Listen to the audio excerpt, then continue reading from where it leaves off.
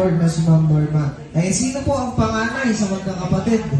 Okay, sunod-sunod lang po. Pasa lamang yung mic. Direct nyo pong sasabihin yung message or birthday wish nyo para kay Ma'am Norma.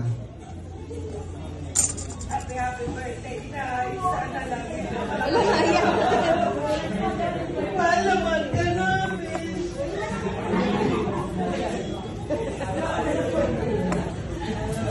Ang birthday wish ko lang sana'y marami pang birthday na dumating sa iyo na. At talang kami lagi.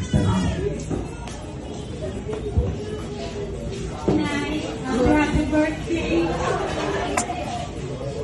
Malaman ka namin.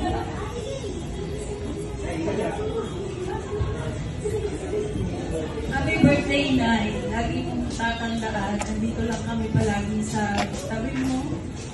Iiyak kaya. Hindi kaya. Kahit wala na si tatay. Basta nandito lang kami lahat para sa iyo.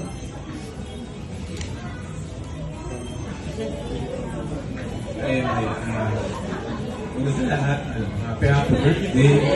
Saka, lagi mo iisipin na nandito lang kami lahat para sa iyo, na mga kaapu-apuhan ko. Mahal ka namin lahat at saka maging malakas ka palagi para sa amin kasi kailangan ka pa namin. Mahal ka namin lahat. I love you. Baka naman po tayo dyan. Maraming salamat. And this time, sige po, pwede nyo nang iwan si Ma'am Norma. Ayan.